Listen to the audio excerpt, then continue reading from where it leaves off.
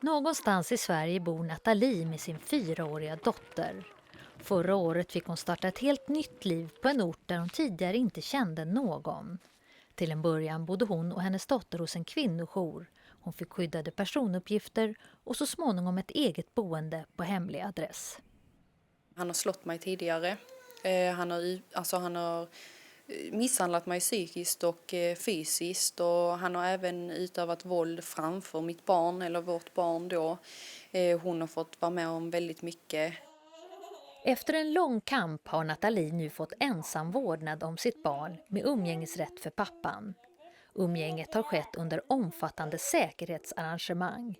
2 vakter har åkt med Nathalie och hennes dotter till en lokal där dottern får träffa sin pappa under övervakning. Hur stor är risken, skulle du bedöma då, att det skulle gå att ta reda på var du bor efter de här umgängena?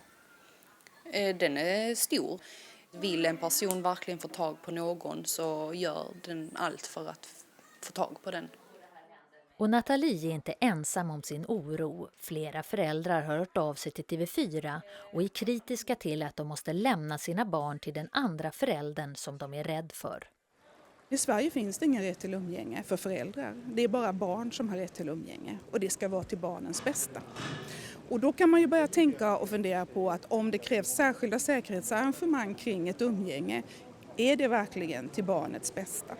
Och Annika Reimer, som forskar om vårdnadstvister, tycker att föräldrarnas förmåga att ta hand om barnet skulle behöva utredas grundligare än den görs idag. Hur drabbas barnen av såna här tvister?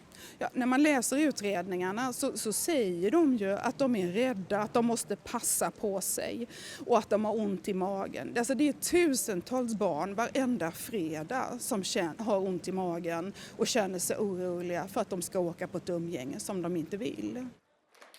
Och även om Nathalie kan förstå att ett barn behöver båda sina föräldrar tycker hon att det finns en gräns.